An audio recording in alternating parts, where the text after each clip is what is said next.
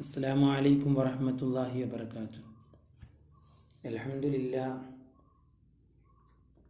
വസ്സലാത്തു വസ്സലാമു അലാ സയ്യിദുൽ മുർസലീൻ വഅലാ ആലിഹി വസഹ്ബിഹി അജ്മഈൻ. അമ്മാ ബഅദ്.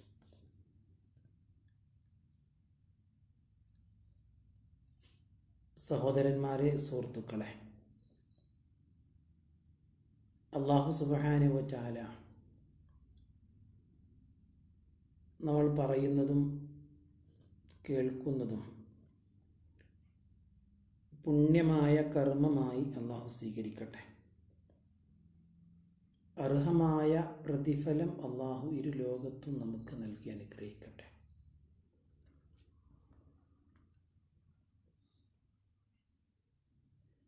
നമ്മിൽ നിന്ന് ഒരുപാട് ആളുകൾ മരണപ്പെട്ടു പോയിട്ടുണ്ട്. അല്ലാഹു അവർക്കൊക്കെ മഗ്ഫിറത്തും റഹ്മത്തും പ്രദാനം ചെയ്യട്ടെ. നമ്മളിൽ ഒരുപാട് ആളുകൾ രോഗികളായി വിഷമിച്ചു കൊണ്ടിരിക്കുന്നുണ്ട്. അവർക്കൊക്കെ അല്ലാഹു ശിഫ പ്രദാനം ചെയ്യട്ടെ. പല പ്രയാസങ്ങൾ കാരണം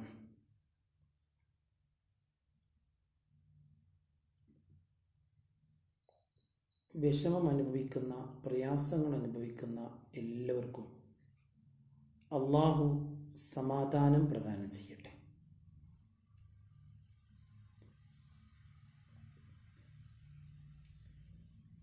ഇന്ന്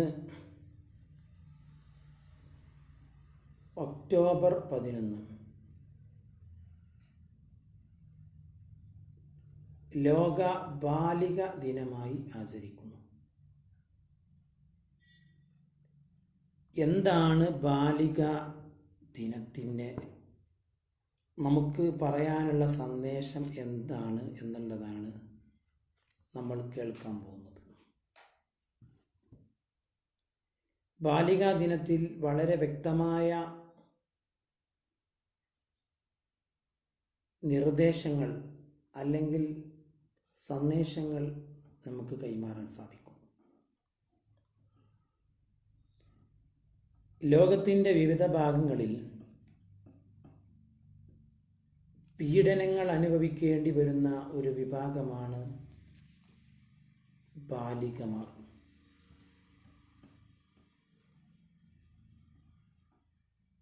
ഇടയ്ക്കിടെ നാം കേട്ടുകൊണ്ടിരിക്കുന്ന പത്രങ്ങളിൽ, വാർത്താ മാധ്യമങ്ങളിൽ നമ്മൾ കേട്ടുകൊണ്ടിരിക്കുന്ന ഒരു ദുഃഖകരമായ ഒരു കാര്യമാണ് ചെറിയ കുട്ടികൾ പീഡനത്തിന് ഇരയാകുന്നു എന്നുള്ളത്.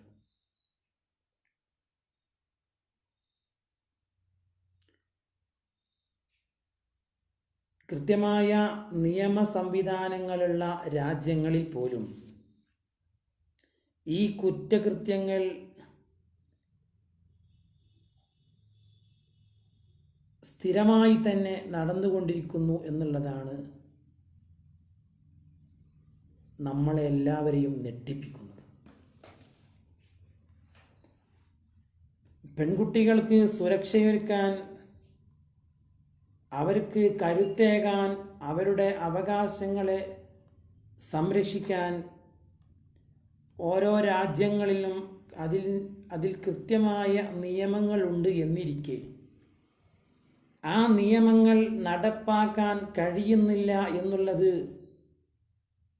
വളരെയേറെ വേദനയോടുകൂടെ പങ്കുവെക്കേണ്ടുന്ന ഒരു കാര്യമാണ്.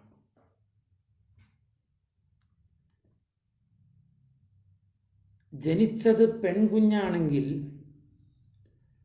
പച്ചയോടെ കുഴിച്ചു മൂടിയിരുന്ന ഒരു കാലഘട്ടം ഇവിടെ ഉണ്ടായിരുന്നു. അറബ് ലോകത്ത് 6-ാം നൂറ്റാണ്ടിൽ പുണ്യപ്രവാചകൻ മുഹമ്മദ് മുസ്തഫ സല്ലല്ലാഹു അലൈഹി വസല്ലമ തങ്ങൾ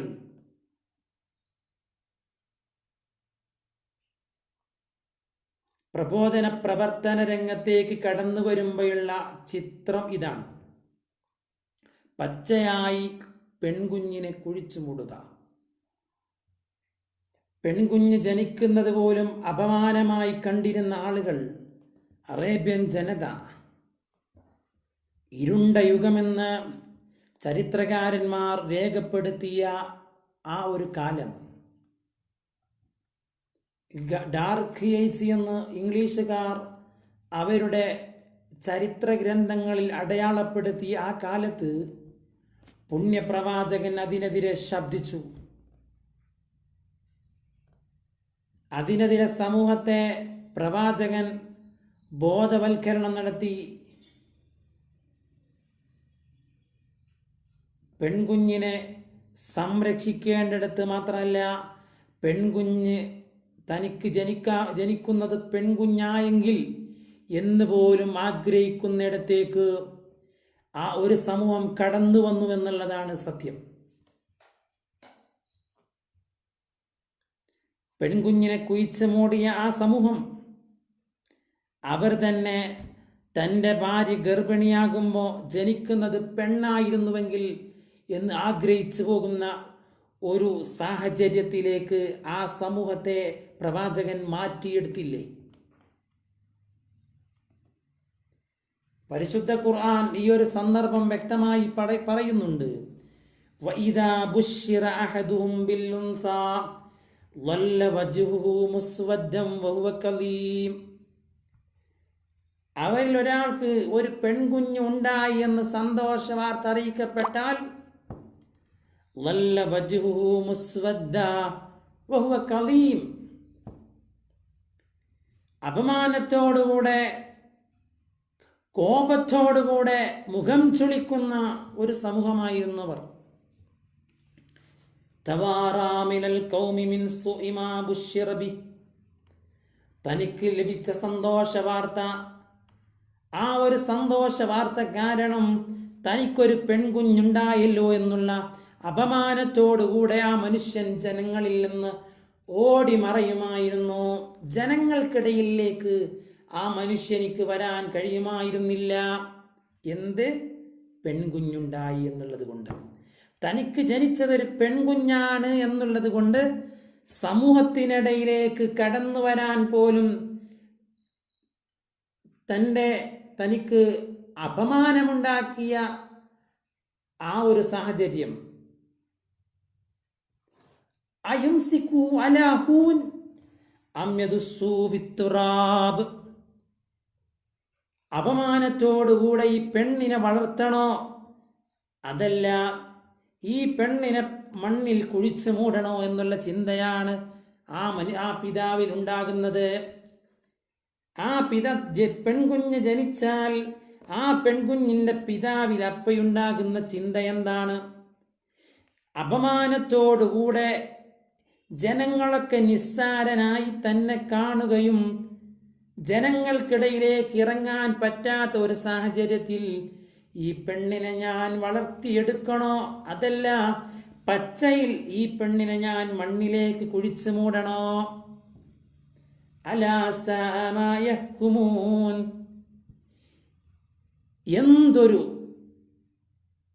എന്തൊരു മോശപ്പെട്ട വിധി, എന്തൊരു മോശപ്പെട്ട തീരുമാനമാണ് ആ ജനങ്ങൾ കൈകൊള്ളുന്നത്. സൂറത്തു നഹൽ വ്യക്തമായി ഈ ഒരു കാര്യം പറയുന്നുണ്ട്. അറേബ്യൻ സമൂഹത്തിന്റെ അവസ്ഥ ഇന്നും ലോകം അവിടേക്ക് സഞ്ചരിച്ചു കൊണ്ടിരിക്കുന്നുവോ എന്നൊരു പേടി അല്ലെങ്കിൽ ഒരു ഭയം പലപ്പോഴും നമുക്ക് തോന്നാറുണ്ട്. ഇതൊരു ഇരുണ്ട യുഗത്തേക്ക് ലോകം സഞ്ചരിക്കുകയാണോ? ചില സംഭവ വികാസങ്ങളൊക്കെ വാർത്തകളിൽ വായിക്കുമ്പോൾ അല്ലെങ്കിൽ വാർത്താ മാധ്യമങ്ങളിൽ കാണുമ്പോൾ നമുക്ക് തോന്നിയിട്ടുണ്ട്. എന്നായാലും പെണ്ണിനെ സുരക്ഷിതമായി വളർത്തിയെടുക്കാൻ പുണ്യനബി ഒരു സമൂഹത്തെ പഠിപ്പിച്ചു. പെൺകുഞ്ഞ് അവൾ വീടിന്റെ വിളക്കാണ്, അവൾ ഒരു സമൂഹത്തിന്റെ പ്രതീക്ഷയാണ്.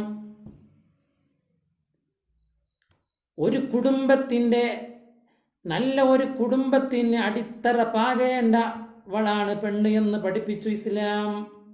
അതുകൊണ്ട് ആ പെണ്ണിനോട് മാന്യമായി പെരുമാറാൻ ഇസ്ലാം പഠിപ്പിച്ചു.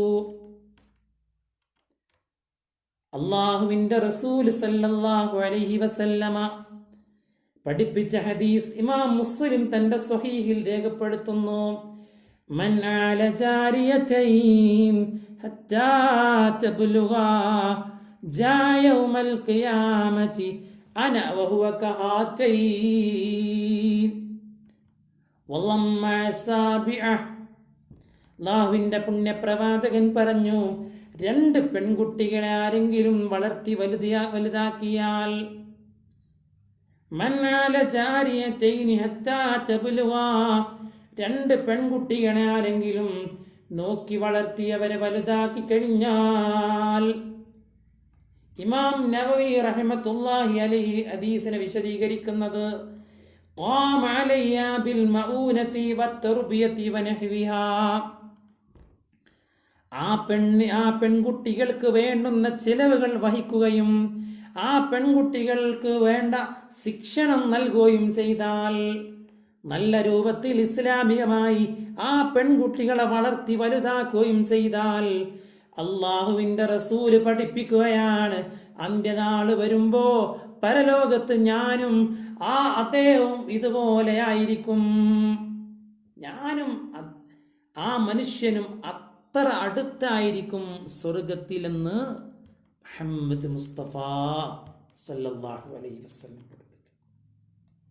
2 പെൺകുട്ടികളെ ഇസ്ലാം പറഞ്ഞ മാർഗത്തിലൂടെ നോക്കി വളർത്തി വലുതാക്കി കഴിഞ്ഞാൽ, അവൾക്ക് വേണ്ടുന്ന ഇസ്ലാമിക ശിക്ഷണം നൽകിക്കഴിഞ്ഞാൽ, അവൾക്ക് വേണ്ടുന്ന വസ്ത്രം, ഭക്ഷണം, മറ്റു തുടങ്ങിയ കാര്യങ്ങളൊക്കെ ചെയ്തു കൊടുത്താൽ, അങ്ങനെ 2 പെൺകുട്ടികളെ ആരെങ്കിലും വളർത്തി വലുതാക്കി കഴിഞ്ഞാൽ, അള്ളാഹുവിന്റെ റസൂല് പഠിപ്പിക്കുന്നത്, ഞാനും അയാളും സ്വർഗത്തിൽ അടുത്തായിരിക്കും, ഞാനും അയാളും സ്വർഗത്തിൽ അടുത്തായിരിക്കുമെന്ന് പറഞ്ഞിട്ട് പ്രവാചകൻ അവിടുത്തെ വിരലുകളെ അടുപ്പിച്ചു.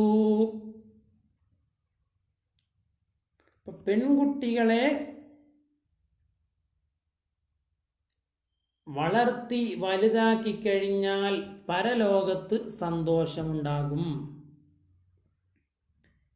വളർത്തി വലുതാക്കി കഴിഞ്ഞാൽ അല്പം പ്രയാസകരമായ ഒരു ഉത്തരവാദിത്തമാണിത്. പ്രത്യേകിച്ച് പുതിയ ഒരു കാലത്ത് വാട്സപ്പിൻ്റെയും പുതിയ ഓരോ സംവിധാനങ്ങൾ രാജ്യത്ത് ഇറങ്ങുന്ന ഒരു കാലത്ത് ധാർമ്മികമായി അവൾക്ക് കൊടുക്കേണ്ടെന്ന ശിക്ഷണം അത് കൃത്യമായി നിർവഹിച്ചു കഴിഞ്ഞാൽ ആ പെൺകുട്ടി കാരണം ഈ മനുഷ്യന് സ്വർഗാവകാശിയാകുന്നു എന്നാണ് നബി സല്ലല്ലാഹു അലൈഹി വസല്ലമ പഠിപ്പിച്ചത്. പെൺകുട്ടികളെ പരിഗണിക്കാൻ അള്ളാഹുവിന്റെ റസൂലിന്റെ ഈ സന്ദേശം കേട്ട് മുന്നോട്ട് വന്ന വിശ്വാസി സമൂഹം പെൺകുട്ടികളെ വളർത്താൻ ആഗ്രഹിച്ച സമൂഹം, പെൺകുട്ടികൾ ഉണ്ടായെങ്കിലെന്ന് ആഗ്രഹിച്ചു പോയ കാലം അതാണ് പിന്നീട് ഇസ്ലാം അറബ് ലോകത്ത് നമ്മൾ കണ്ടത്. അവിടേക്ക് അവർ വളർന്നു. പുണ്യപ്രവാചകന്റെ സന്ദേശം അവര് നെഞ്ചേറ്റി. അതിനുവേണ്ടി വേദനകൾ സഹിച്ചു സമൂഹം. ഐഷാ ബീവി റളിയല്ലാഹു അൻഹ പറയുകയാണ്, എന്റെ അടുക്കൽ ഒരു സ്ത്രീ വന്നു.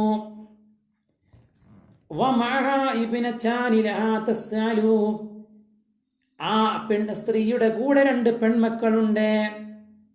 ആ പെൺമക്കൾക്ക് വേണ്ടി ആ സഹോദരി എന്നോട് ഇങ്ങനെ ചോദിക്കുന്നു പല കാര്യങ്ങൾ.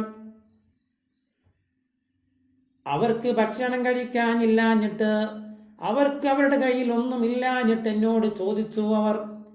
പക്ഷേ ഫലം തജിദ് ഇന്ദി ഷൈഅൻ ഗൈറ തംറത്തിൻ വാഹിദ, ഒരു കാരക്കയല്ലാതെ എൻ്റെ അടുക്കൽ ഒന്നും ഉണ്ടായില്ല. ഒരു കാരക്കയല്ലാതെ എൻ്റെ അടുക്കൽ ഒന്നും ഉണ്ടായില്ല, ഒന്നും ഉണ്ടായിരുന്നില്ല. അങ്ങനെ ആ കാരക്ക ഞാൻ ആ പെൺകുട്ടിക്ക് കൊടുത്തു, ആ സ്ത്രീക്ക് കൊടുത്തു. ആ 2 പെൺകുട്ടികളുടെ മാതാവിന് ഞാൻ എൻ്റെ കയ്യിലുണ്ടായിരുന്ന ഒരു കാരക്ക കൊടുത്തു. ഇശാ റളിയല്ലാഹു അൻഹ പറയുകയാണ്,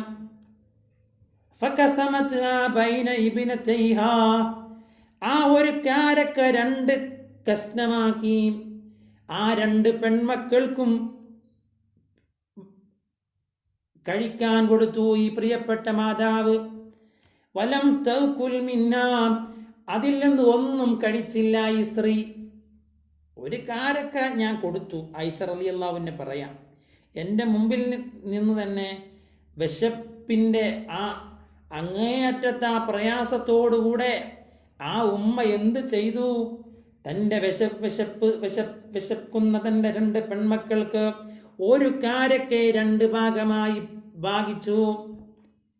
ഒരു ഭാഗം ഒരു പെൺകുട്ടിക്കും മറ്റേ ഭാഗം മറ്റേ പെൺകുട്ടിക്കും കൊടുത്തു. ആ സ്ത്രീ ഒന്നും തിന്നില്ല. അവർക്കും വിശപ്പുണ്ട്, പക്ഷേ അവരൊന്നും തിന്നില്ല. സുമ്മ ഖാമത്ത് ഫഖറജത്ത്, പിന്നെ അവരെഴുന്നേറ്റ് പോയി. അങ്ങനെ ഫദഖലൻ നബിയ്യു സല്ലല്ലാഹു അലൈഹി വസല്ലം അലൈനാ, നബി തങ്ങൾ ഞങ്ങൾ അടുക്കൽ വന്നു, നബി തങ്ങൾ വീട്ടിൽ വന്നു. നബി തങ്ങൾ എൻ്റെ അടുക്കൽ വന്നപ്പോൾ ഫഅഖ്ബർതുഹു, ഞാൻ ഈ വിഷയം പറഞ്ഞു നബിയെ. എൻ്റെ അടുക്കൽ ഒരു സ്ത്രീ വന്നിരുന്നു. ആ സ്ത്രീൻ്റെ ഒപ്പം 2 കുട്ടികൾ പെൺകുട്ടികളുമുണ്ട്. വിശപ്പിന്റെ ആ ഒരു പ്രയാസത്താൽ അവൻ എന്നോട് ചോദിച്ചു, എന്തെങ്കിലും ഭക്ഷണം കഴിക്കാനുണ്ടോ? എൻ്റെ അടുക്കൽ ഒരു ഈത്തപ്പഴം മാത്രമേ നബിയെ ഉണ്ടായിരുന്നുള്ളൂ. ആ ഒരു ഈത്തപ്പഴം ഞാൻ ആ സ്ത്രീക്ക് കൊടുത്തു. ആ സ്ത്രീ അത് 2 പെൺമക്കൾക്കിടയിൽ വീതം വെച്ച് കൊടുത്തു. ആ സ്ത്രീ ഒന്നും തിന്നില്ല നബിയെ. വിശപ്പിന്റെ ആ ഒരു പ്രയാസം അനുഭവിക്കുമ്പോഴും ആ പെണ്ണ് തിന്നാതെ 2 മക്കൾക്ക് കൊടുത്തല്ലോ. ഇത് എന്നെ വല്ലാതെ അത്ഭുതപ്പെടുത്തി നബിയെ എന്ന് നബി തങ്ങളോട് ഞാൻ പറഞ്ഞപ്പോൾ അല്ലാഹുവിന്റെ റസൂല് പഠിപ്പിക്കുകയാണ്, മൻ ഉബ്തുലിയ മിൻ ഹാദിൽ ബനാതി ബിശൈഇൻ ഫഅഹ്സന ഇലൈഹിന്ന കുന്ന ലഹു സിത്റൻ മിനന്നാർ.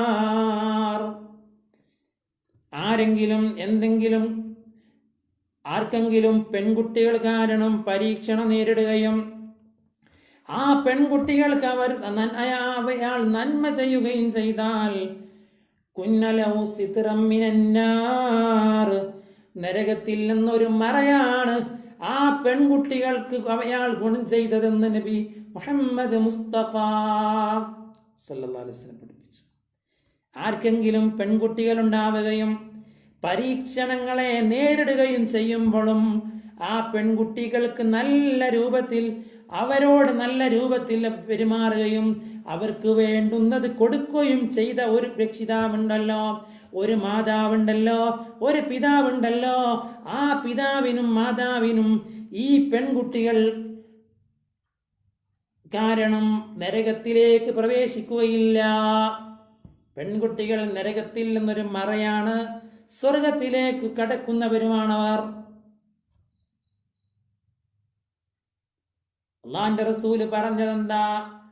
പെൺകുട്ടികളെ കൊണ്ട് പരീക്ഷിക്കപ്പെട്ടു എന്ന് പറഞ്ഞപ്പോ അവിടെ ചിന്തിക്കേണ്ടതുണ്ട്. പരീക്ഷിക്കപ്പെട്ടു എന്ന് പറഞ്ഞാൽ പല നിലക്കുള്ള പരീക്ഷണം. ഒന്ന്, അവർക്ക് വേണ്ടുന്ന ചിലവുകൾ കൊടുക്കാൻ സമ്പത്ത് ഇല്ലാതെ വരുമ്പോഴുണ്ടാകുന്ന പ്രയാസം. രണ്ടാമത്, ധാർമ്മികമായി അവർക്ക് വേണ്ടുന്ന ശിക്ഷണം കൊടുക്കാൻ കഴിയാതെ വരുന്ന പ്രയാസം. ഈ 2 പരീക്ഷണങ്ങളും നമ്മൾ കാണേണ്ടതുണ്ട്. ഇത് രണ്ടും കൃത്യമായി നമ്മൾ നിർവഹിക്കുകയും ചെയ്യണം.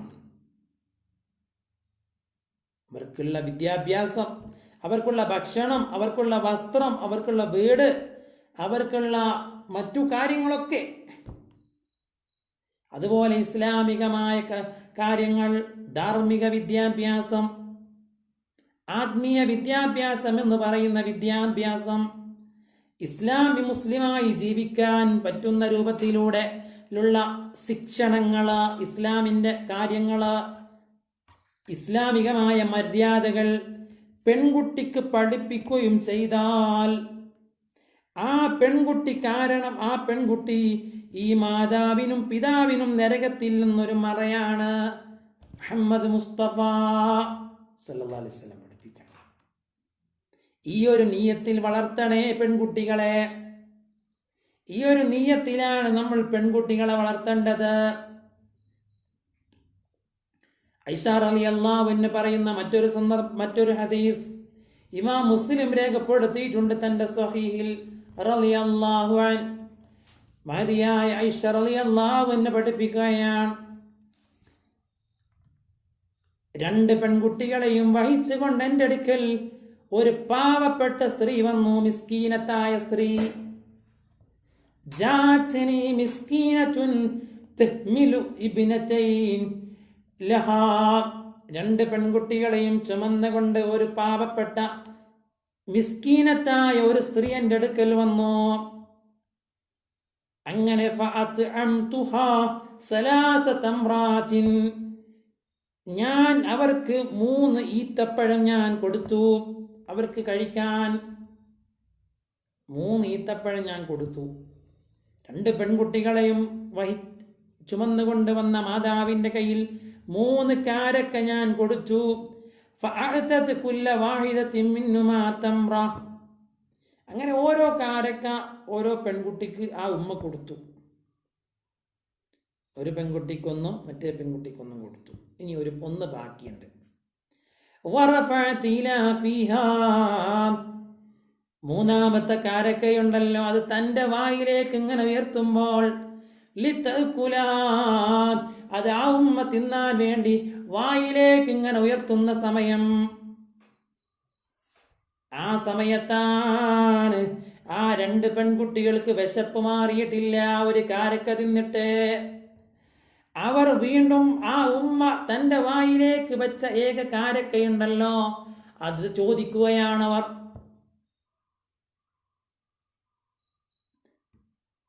അത് കണ്ട ആ ഉമ്മ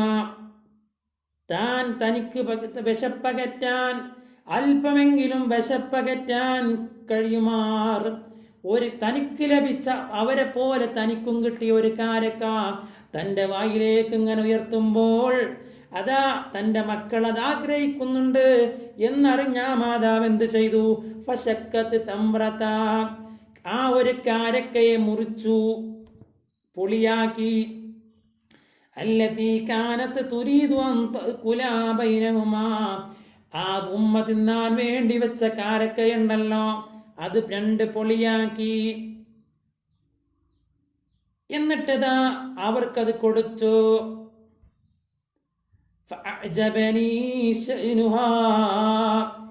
ഈ മാതാവിന്റെ കാര്യം എന്നെ വല്ലാതെ അത്ഭുതപ്പെടുത്തി എന്ന് ഐഷ റളിയല്ലാഹു അൻഹ പറയുകയാണ്. അങ്ങനെ അല്ലാഹുവിന്റെ റസൂൽ സ്വല്ലല്ലാഹു അലൈഹി വസല്ലമ കടന്നു വന്നപ്പോൾ ഈ വിഷയം ഞാൻ പറഞ്ഞു. അല്ലാഹുവിന്റെ റസൂലേ, അല്ലാഹുവിന്റെ പ്രവാചകരെ, ഇങ്ങനെയൊക്കെ സംഭവം ഉണ്ടായിട്ടുണ്ട് നബിയെ. ഒരു മാതാവിന് ഞാൻ ഒരു സ്ത്രീ 2 കുട്ടികളുമായി വന്നപ്പോ ഞാൻ 3 കാരക്ക കൊടുത്തു. ഉടനെ ഉമ്മ 2 ഓരോ കാരക്ക ഓരോ മകൾക്കും കൊടുത്തു. പിന്നെ ഒരു കാരക്ക ബാക്കിയുണ്ട്. അത് താൻ തിന്നാൻ പോകുമ്പോ ആ ഒരു കാരക്കയെ ആഗ്രഹിക്കുന്ന ആ 2 മക്കളുടെ മുഖം കണ്ടിട്ട് അവരുടെ ആവശ്യം പരിഗണിച്ചിട്ട് ആ ഉമ്മ എന്ത് ചെയ്തു എന്നറിയോ? ആ ഒരു കാരക്ക പൊളിച്ചിട്ട് 2 ഭാഗമായി വീണ്ടും അവർക്ക് തന്നെ കൊടുത്തു. ഇത് എന്നെ വല്ലാതെ അത്ഭുതപ്പെടുത്തി നബിയെ, എനിക്ക് വലിയ അത്ഭുതം തോന്നി നബിയെ. തന്റെ വിശപ്പ് സഹിച്ചുകൊണ്ട് നിൽക്കുമ്പോഴും തന്റെ മക്കൾക്ക് കൊടുത്ത ആ ഉമ്മയുടെ ആ ഒരു പ്രവൃത്തി എന്നെ വല്ലാതെ അത്ഭുതപ്പെടുത്തി എന്ന് പറഞ്ഞപ്പോ അല്ലാഹുവിന്റെ റസൂല് പറഞ്ഞു, ഇന്നല്ലാഹ ഖദ് ഔജബ ലഹാ ബിഹൽ ജന്ന. അത് കാരണം തീർച്ചയായും അല്ലാഹു ആ സ്ത്രീക്ക് സ്വർഗം നിർബന്ധമാക്കി. ഔ അഅ്തക ബിഹാ മിനന്നാർ. അത് കാരണം ആ സ്ത്രീയെ നരകത്തിൽ നിന്ന് അല്ലാഹു ഒഴിവാക്കുകയും ചെയ്തു. നരകത്തിൽ നിന്ന് അല്ലാഹു ഒഴിവാക്കി, സ്വർഗം അല്ലാഹു ആ സ്ത്രീക്ക് നിർബന്ധമാക്കി കൊടുത്തു. എന്തൊരു അത്ഭുതം! തൻ്റെ മക്കളെ പരിഗണിച്ചു എന്നുള്ളത് തന്നെ, ആ മക്കൾക്ക് കരുണ ചെയ്തു എന്നുള്ളത് തന്നെ. അതുകൊണ്ട് തന്നെ പെൺകുട്ടികളുടെ ആഗ്രഹങ്ങളെ, അവരുടെ സ്വപ്നങ്ങളെ പൂവണിയിക്കാൻ മാതാപിതാക്കൾക്ക് കഴിയണേ. അവരുടെ ആഗ്രഹങ്ങളും അവരുടെ സാഫല്യങ്ങളും തീർക്കേണ്ടത്, അല്ലെങ്കിൽ അതിന് പരിഹാരം നിർദ്ദേശിക്കേണ്ടത് മാതാപിതാക്കളാണ്. അത് മാതാവിനും പിതാവിനും ചെയ്യാൻ കഴിയണം.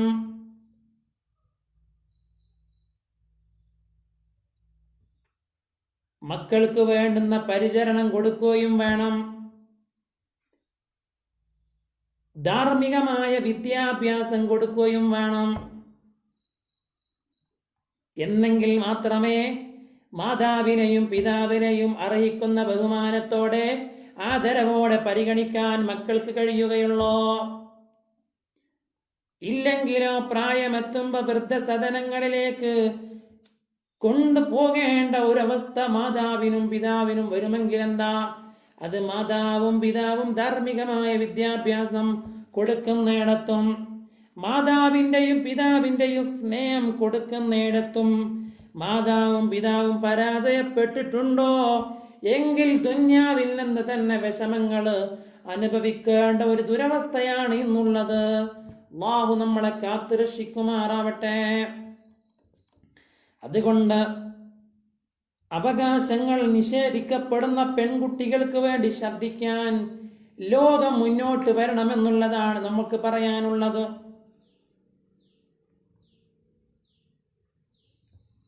ഒപ്പം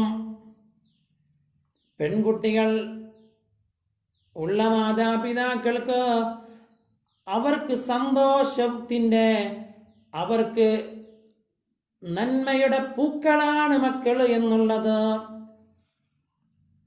സന്തോഷത്തിന്റെ വിളക്കുമാടമാണ് പെൺകുട്ടികൾ. ഒരു വീടിന്റെ ഐശ്വര്യമാണ് പെൺകുട്ടികൾ. വീട്ടുമുറ്റത്ത് നമ്മൾ ഭംഗിക്ക് വേണ്ടി നമ്മൾ ചെടികൾ നടാറില്ലേ?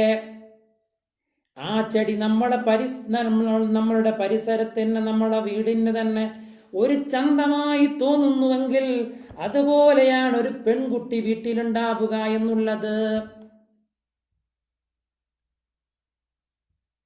മാത്രമല്ല, മാതാപിതാക്കളിൽ നിന്ന് വരെ പെൺകുട്ടികൾക്ക് പീഡനങ്ങളും പ്രയാസങ്ങളും വരുന്നുണ്ട് എന്നുള്ളതും നമ്മളെയൊക്കെ ദുഃഖിപ്പിക്കുന്നുണ്ട്. അല്ലാഹു കാത്തുരക്ഷിക്കട്ടെ.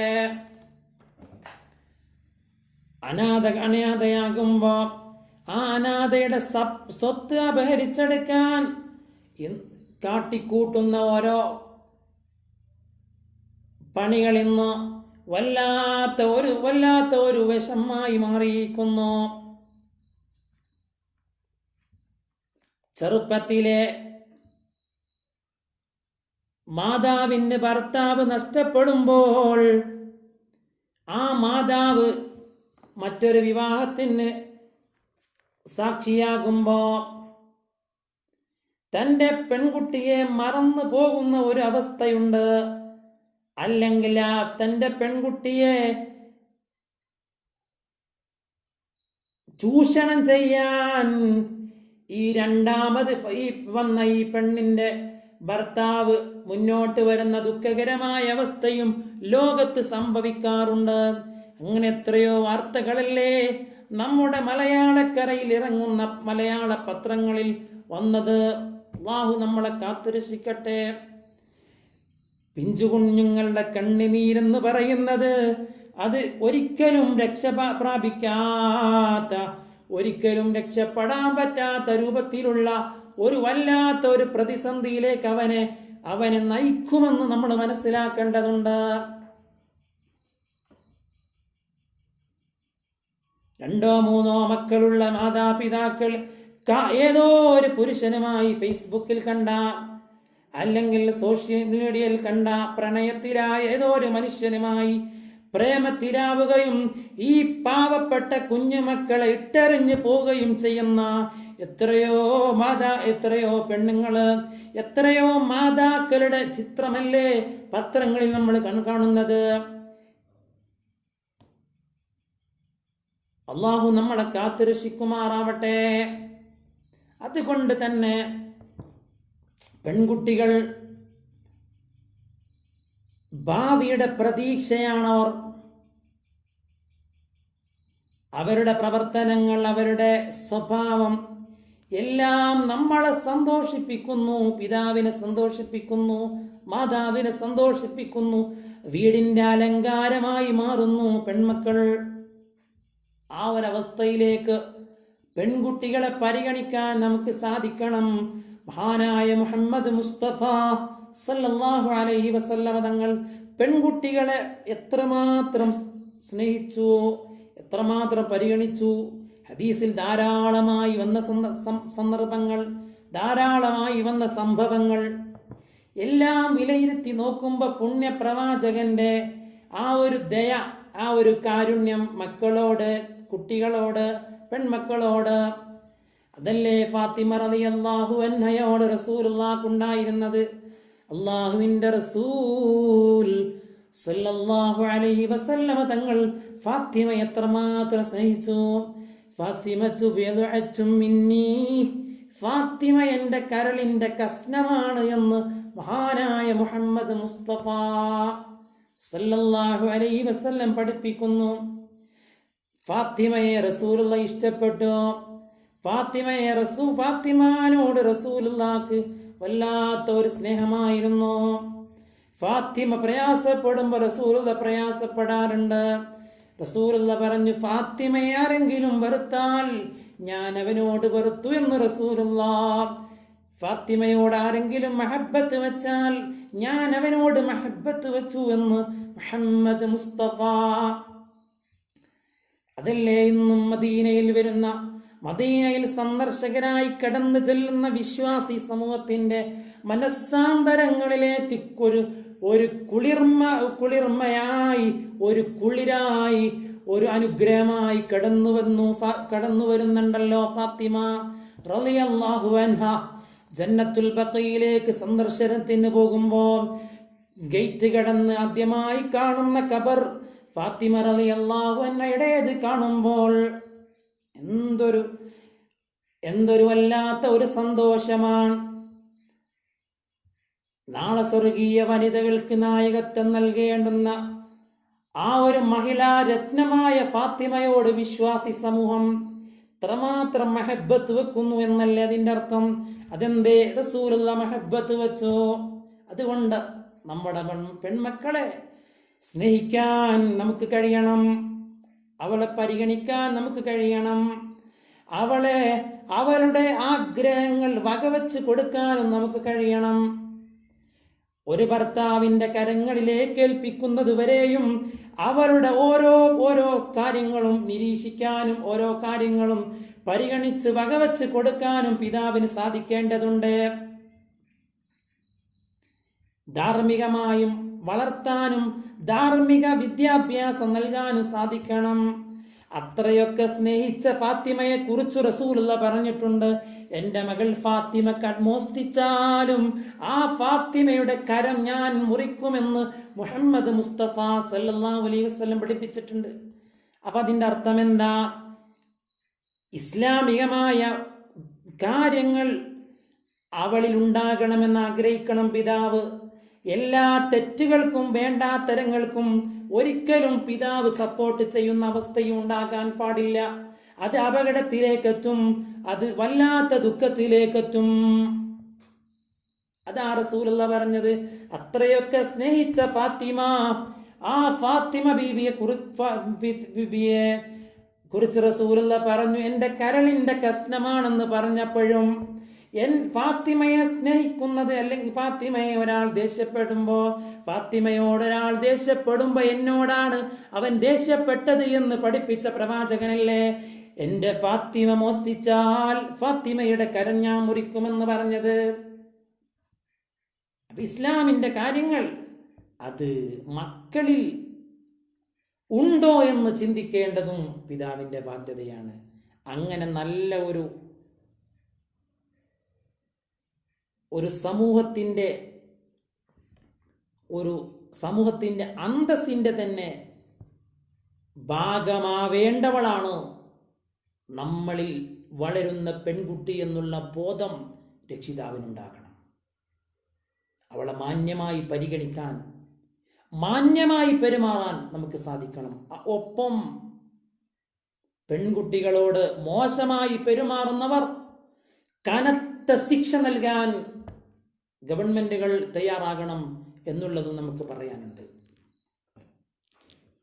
ദളിതരായ പെൺകുട്ടികളോട്, അല്ലെങ്കിൽ അങ്ങനത്തെ പെൺകുട്ടികളോട് മോശമായി പെരുമാറുന്ന അവരുടെ ചാരിത്രം പിച്ച് ചീന്തുന്ന ഒരവസ്ഥ ഇന്ന് നമ്മുടെ രാജ്യത്ത് വർദ്ധിച്ചു കൊണ്ടിരിക്കുന്നുണ്ട്.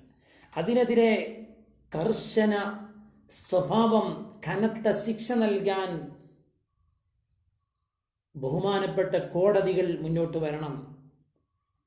അതിന് കർശനമായ നിയമ സംവിധാനമുണ്ടാക്കാൻ നിയമ സഭകൾ തയ്യാറാവണം.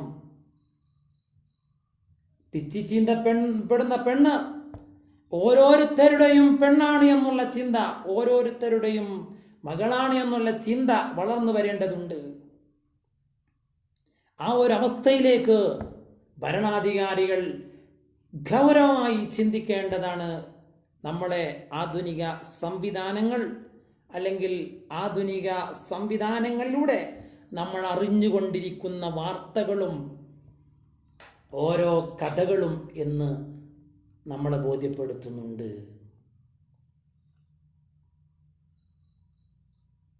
അന്യന്റെ മക്കളെ, അല്ലേ ഏതെങ്കിലും എത്തീമത്തായ പെണ്ണിനെ, അല്ലെങ്കിൽ ഏതെങ്കിലും ഒറ്റപ്പെട്ട് കഴിയുന്ന ആളുകളെ എന്തെങ്കിലും ചെയ്യുമ്പോൾ അതിനെതിരെ തിരിയാൻ, അതിനെതിരെ ശബ്ദിക്കാൻ ആരും കടന്നു വരാത്തൊരു സാഹചര്യം. അല്ലാഹുവിന്റെ റസൂൽ സല്ലല്ലാഹു അലൈഹി വസല്ലം തങ്ങളുടെ അടുക്കൽ വന്ന് ഒരു കാര്യം ചോദിച്ച ഒരാളുടെ ഒരു അനുഭവം, ഒരു കഥയാണ് എനിക്ക് ഓർമ്മ വരുന്നത്. അല്ലാഹുവിന്റെ റസൂലിന്റെ അടുക്കൽ വന്നിട്ട് ഒരാൾ ചോദിച്ചു, നബിയെ, ഞാൻ ഇസ്ലാമിലേക്ക് കടന്നു വരികയാണ്, പക്ഷേ എനിക്ക് ഒരു കാര്യം അനുവദിച്ചു തരണം നബിയെ. അല്ലാഹുവിന്റെ റസൂൽ ചോദിച്ചു, എന്താണ് നിനക്ക് അനുവദിച്ചു തരേണ്ടത്? അല്ലാഹുവിന്റെ റസൂലിനോട് അദ്ദേഹം പറഞ്ഞു, നബിയെ, എനിക്ക് വ്യഭിചാരം ചെയ്യാൻ അനുമതി നൽകണം. ഇസ്ലാം വ്യഭിചാരത്തെ കർശനമായ ശിക്ഷ ഉള്ള ഒരു ദുഷ്പ്രവൃത്തിയാണ് വ്യഭിചാരം. അല്ലാഹുവിന്റെ റസൂൽ ആ മനുഷ്യനോട് പറഞ്ഞു, നിനക്ക് വ്യഭിചാരം ചെയ്യാൻ അനുമതി തരില്ല എന്നല്ല റസൂൽ ആദ്യം പറഞ്ഞത്. അല്ലാഹുവിന്റെ റസൂൽ തന്ത്രപരമായി അല്ലാഹുവിന്റെ റസൂൽ ചോദിക്കണം. അതാണ് അല്ലാഹുവിന്റെ റസൂലിന്റെ പ്രബോധനത്തിലെ ഹിക്മത്തും. അതാണ് ഓരോരുത്തരോടും അവനോട് പെരുമാറേണ്ട രീതിയിലാണ് പ്രവാചകൻ അവനോട് സംവദിച്ചിട്ടുള്ളത് എന്ന് കാണാം. പ്രവാചകന്റെ ദഅവത്തിന്റെ രീതിശാസ്ത്രം നമ്മൾ അന്വേഷിക്കുമ്പോൾ അല്ലാഹുവിന്റെ റസൂൽ ആ മനുഷ്യനോട് ചോദിച്ചു, നിനക്ക് മകളുണ്ടോ എന്ന് ചോദിച്ചു. ഉണ്ട് എന്ന് പറഞ്ഞു. നിനക്ക് ഭാര്യയുണ്ടോ എന്ന് ചോദിച്ചു. ഉണ്ട് എന്ന് പറഞ്ഞു. നിനക്ക് മാതാവുണ്ടോ എന്ന് ചോദിച്ചു. ഉണ്ട് എന്ന് പറഞ്ഞു. നിനക്ക് സഹോദരിയുണ്ടോ എന്ന് ചോദിച്ചു. ഉണ്ട്. അല്ലാഹുവിന്റെ റസൂൽ ആ മനുഷ്യനോട് ചോദിച്ചു, ഞാൻ നിങ്ങളോടൊരു കാര്യം ചോദിക്കട്ടെ സഹോദര, നിന്റെ ഭാര്യയെ, നിന്റെ മകളെ, നിന്റെ സഹോദരിയെ, നിന്റെ മാതാവിനെ മറ്റൊരാള് വ്യഭിചാരം ചെയ്യുന്നത് നീ ഇഷ്ടപ്പെടുമോ? അല്ലാഹുവിന്റെ റസൂലിനോട് ആ മനുഷ്യൻ പറഞ്ഞു, നബിയെ, ഞാൻ അവനെ വാളെടുത്ത് ഞാൻ വെട്ടിക്കൊല്ലും നബിയെ എന്ന് പറഞ്ഞപ്പോൾ അല്ലാഹുവിന്റെ റസൂൽ ആ മനുഷ്യനോട് പറഞ്ഞു, എന്നാൽ ഞാൻ പറയുന്നു, ഇനി എനിക്ക് വ്യഭിചാരം ചെയ്യാം, പക്ഷേ മറ്റൊരാളുടെ ഭാര്യയാകരുത്, മറ്റൊരാളുടെ മകളാകരുത്, മറ്റൊരാളുടെ ഉമ്മയാകരുത്, മറ്റൊരാളുടെ സഹോദരിയാകരുത്. ഇതല്ലാത്തൊരു സ്ത്രീ ഉണ്ടാവില്ലല്ലോ ലോകത്ത്. ആ മനുഷ്യൻ അല്ലാഹുവിന്റെ റസൂലിനോട് ക്ഷമയോടെ പരിശുദ്ധ ദീനിലേക്ക് അശ്ഹദു അല്ലാ ഇലാഹ ഇല്ലല്ലാഹ് വഅശ്ഹദു അന്ന മുഹമ്മദ് റസൂലുള്ളാഹ് എന്ന് ചൊല്ലി ഇസ്ലാമിലേക്ക് കടന്നു വന്നു നാം. ആ വ്യഭിചാരം എന്നുള്ള ദുഷ്പ്രവർത്തനത്തിനോട് ആ മനുഷ്യന്റെ മനസ്സിന് വല്ലാത്ത ഒരു വെറുപ്പ് തോന്നിയ ഒരു സാഹചര്യം അള്ളാന്റെ റസൂലിന്റെ ചോദ്യമാണ് ആ മനുഷ്യനെ ആ ഒരു അവസ്ഥയിലേക്ക് കൊണ്ടെത്തിച്ചത്. നിനക്ക് മകളുണ്ടോ? നിന്റെ മകളെ അല്ലെ നിന്റെ സഹോദരിയെ, നിന്റെ ഉമ്മയെ, നിന്റെ ഭാര്യയെ മറ്റൊരാൾ വ്യഭിചാരം ചെയ്യുന്നത് നീ ഇഷ്ടപ്പെടുമോ എന്നാണല്ലോ പ്രവാചകൻ സല്ലല്ലാഹു അലൈഹി വസല്ലമ ചോദിച്ചത്. ആ ഒരു അവസ്ഥയിലേക്ക് നമ്മുടെ ഭരണാധികാരികൾ കണ്ണ് തുറന്ന് ചിന്തിക്കേണ്ടതാണ്. ഏതെങ്കിലും ദളിത് വിഭാഗത്തിൽപ്പെട്ട പെൺകുട്ടികളെ ചൂഷണം ചെയ്താൽ ആരും ചോദിക്കാനില്ല, അതുകൊണ്ട് എന്തും ചെയ്യാമെന്നുള്ള അവസ്ഥയിലേക്ക് രാജ്യം അല്ലെങ്കിൽ ഭരണാധികാരികൾ അല്ലെങ്കിൽ ചില സമ്പന്നന്മാർ മുന്നോട്ട് പോകുമ്പോൾ അവരെ തിരുത്തേണ്ടത് കർശനമായ നിയമ സംവിധാനങ്ങൾ കൊണ്ടുവന്ന് ശിക്ഷിക്കാൻ തയ്യാറാവണമെന്നുള്ളതാണ് ഈ ബാലികാ ദിനത്തിൽ നമുക്ക് പറയാനുള്ളത്. അള്ളാഹു നമ്മളെ പെൺമക്കളെ അനുഗ്രഹിക്കട്ടെ. അള്ളാഹുവേ, ഞങ്ങളെ പെൺമക്കളെ കാക്കണേ റബ്ബേ. ഇസ്ലാമികമായ മാർഗത്തിലൂടെ വളർത്തി വലുതാക്കി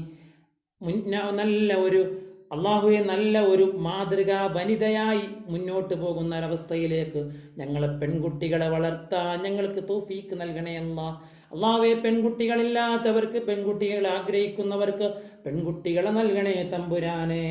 അള്ളാഹുവേ, ഞങ്ങളെ പെൺകുട്ടികൾ അനുഗ്രഹിക്കണേ അല്ലാ.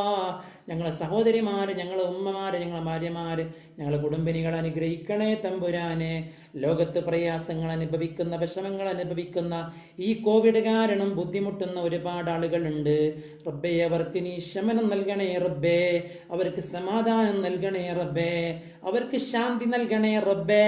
വിദേശങ്ങളിൽ കഷ്ടപ്പെടുന്ന സുഹൃത്തുക്കളോ, അവർക്ക് നീ സമാധാനം നൽകണേ തമ്പുരാനെ റബ്ബേ. അവർക്ക് നീ ഐശ്വര്യം നൽകണേ റബ്ബേ. ഹിഫ്ളും ഹിമായത്തും അവർക്ക് നൽകണേ അല്ലാഹ്.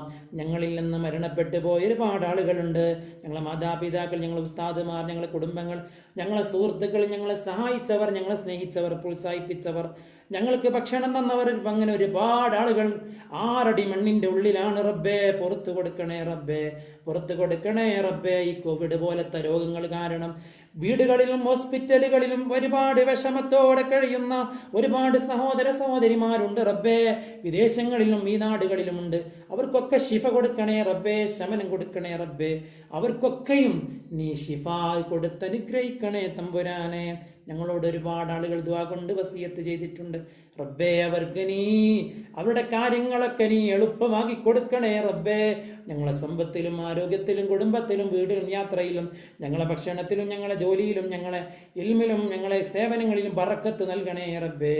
അഭിവൃദ്ധി നൽകണേ റബ്ബേ. ഐശ്വര്യം നൽകണേ റബ്ബേ. അവസാനം ഈമാനോടുകൂടി സന്തോഷത്തോടെ തൗബ ചെയ്തതിന് ശേഷം മരിക്കാൻ ഭാഗ്യം നൽകണേ റബ്ബേ. റബ്ബനാ ആതിനാ ഫിദ്ദുനിയാ ഹസനതൻ ഫിൽ ആഖിറതി ഹസനതൻ വഖിനാ അദാബന്നാർ. റബ്ബനാ തഖബ്ബൽ മിന്നാ ഇന്നക അൻതസ് സമീഉൽ അലീം തുബ് അലൈനാ ഇന്നക അൻതത് തവ്വാബുർ റഹീം اغفر لنا ولوالدينا ولمن ماتوا منا يا غافر المذنبين آمين برحمتك يا أرحم الراحمين. صلى الله على خير خلقه سيدنا محمد وصحبه أجمعين. سبحان ربك رب العزة عما يصفون وسلام على المرسلين الحمد لله رب العالمين. ദുആ വസിയത്തോടെ ഇൻഷാ അല്ലാഹ് നാളെ മറ്റൊരു വിഷയമായി കാണാം. അസ്സലാമു അലൈക്കും വറഹ്മത്തുള്ളാഹി വബറകാതുഹു.